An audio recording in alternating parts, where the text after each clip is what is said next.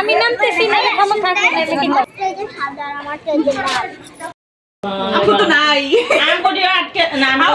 আপনি তো নাই ভিতরে ঢুকতে পারেন না আমাকে যে এই এরা খাবে কি এরা তো বড় বানানোর দাও এই যেমন এই আস্তে বসো বসো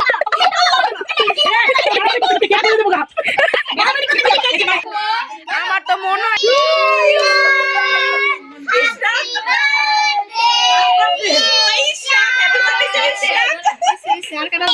ইশাকের বার্থডে সবাই বলে আসসালামু আলাইকুম এভরিওয়ান, সবাই কেমন আছেন? আশা করি আল্লাহর অশেষ রহমতে সবাই ভালো আছেন। কোথায় চলে এসেছি বলেন তো? অনেক দিন পর বাচ্চাদের এক্সাম শেষ পথে, তার মাঝখান দিয়ে আমরা একটা ছোট্ট ছুটি পেয়েছি। কারণ বাচ্চাদের যখন এক্সাম চলে তখন প্রত্যেকটা গার্ডিয়ান কিন্তু একটু বোরিং ফিল করে, কারণ একটু চাপের মধ্যেই থাকতে হয় আমাদের। একটু যেহেতু আমরা ফ্রি টাইম পেয়েছি, আজকে আমরা চলে এসেছি বাচ্চা পার্টিতে। মজা লাগছে না কথাটা? আসলেই কিন্তু আমরা অনেক মজা করেছি। আজকে আমরা চলে এসেছি আমাদের বাচ্চাদের ফ্রেন্ডের বাসায়। সব বাচ্চারা মিলিত হয়েছি, গার্ডিয়ানরা মিলিত হয়েছি ইশরাকদের বাসায়।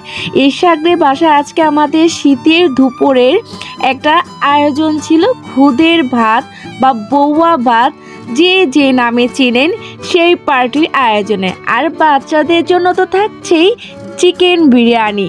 তার সাথে ভাবি কিন্তু আমাদের জন্য অনেক আইটেমের ভর্তা করেছে। সচরাচর তো আমাদের ভর্তা খাওয়া হয় না, আমাদের কাছে কিন্তু খুবই দারুণ লেগেছে। আর ভর্তাগুলো ছিল এখানে, এই যে দেখতেই তো পারছেন, দেখেই তো খেতে ইচ্ছে করছে।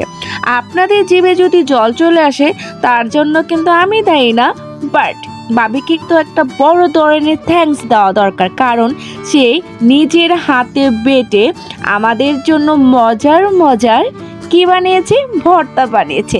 এই যে মানহাকে একটু আগে নিয়েছি, তাকে খাইয়ে আমরা সবাই জম্পেশভাবে খাওয়া দাওয়া করব। আর আমি নিয়েছি এই সাইড দিয়ে খুদের ভাত, তার সাথে বাদাম ভর্তা, আমার অনেক পছন্দ কালিজিরা ভর্তা। আমি সব ভর্তা থেকে একটু একটু করে প্রত্যেকটা ভর্তা নিয়েছি ট্রাই করার জন্য। আমার প্লেট কিন্তু রেডি। তার সাথে কাঁচামরিচ, পেঁয়াজ আর লেবু যদি না থাকে, খাবার খেয়ে জমে? কি বলো? জমবে না। আমরা সবাই বসে মজা করে আয়েশ করে দুপুরবেলার লাঞ্চটা সেরে নিচ্ছি। আমাদের দুপুরের খাবার দেখে কার কার খেতে ইচ্ছে করছে, তোমরা তোমাদের ফ্যামিলি মেম্বার, ফ্রেন্ড সার্কেল সবাইকে দাওয়াত করে একটা আনন্দ আড্ডার আয়োজন করতে পারো। প্রত্যেকটা বাসাতে জানি হয়, তারপরও ফ্রেন্ড সার্কেল নিয়ে আমাদের সচরাচর করা হয় না। যাই হোক, আমাদের আজকের আয়োজন বৌয়া ভাত শেষ করে আমরা কিন্তু আরেকটা ছোট্ট আয়োজনে মেতে উঠেছিলাম। সেটা হচ্ছে আরেক বাবের বানানো নিজস্ব কেক দিয়ে আমরা কেক পার্টিও করেছি।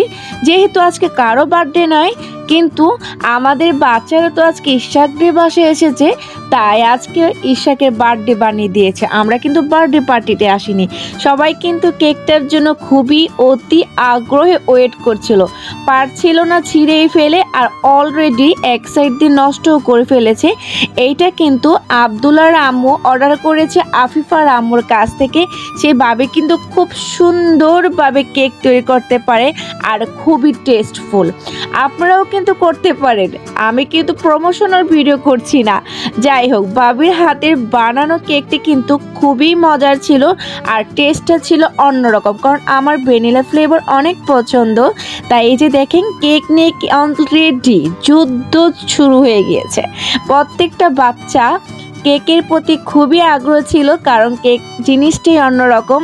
বাট এখন তো মার্কেটে অ্যাভেলেবেল কেক পাওয়া যায়, তারপরও নিজেদের বানানো কেক কার না খেতে ইচ্ছে করে বলেন তো?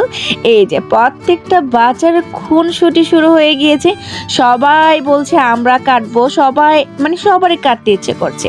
তাই আজকে এখানে সবাইকে সিরিয়ালি বসিয়ে দিয়েছি, সবাই এখন কেকটি কাটবে, সাথেই কিন্তু থাকবেন। আর কেকের কালারটা যেমন সুইট, খেতেও অনেক মজা হয়েছে। এই যে দেখেন, আফিফার আম্মুকে একটা থ্যাঙ্কস জানাতে হয়, কারণ ভাবি আমাদের জন্য সুন্দর করে কেকটি ডেকোরেট করে নিয়ে এসেছে। এই যে প্রত্যেকটা বাচ্চার শুরু হয়ে গিয়েছে কেক কাটা।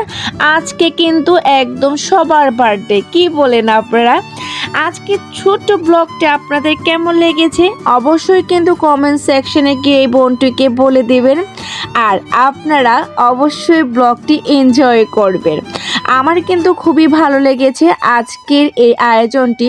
আসলে মাঝে মধ্যে যখন এরকম ছোটোখাটো আয়োজন করা হয়, ফ্যামিলি মেম্বাররা তো সচরাচর আমরা অনেক ওকেশনে অ্যাড হই, বাট ক্লাসমেটরা কিন্তু হই না। আর বাবি দেখেন আমাদের জন্য লাস্ট রেজাল্ট নিয়ে এসেছে হাতের সেমাই। যাই হোক, ভালো লাগলে অবশ্যই জানাবেন।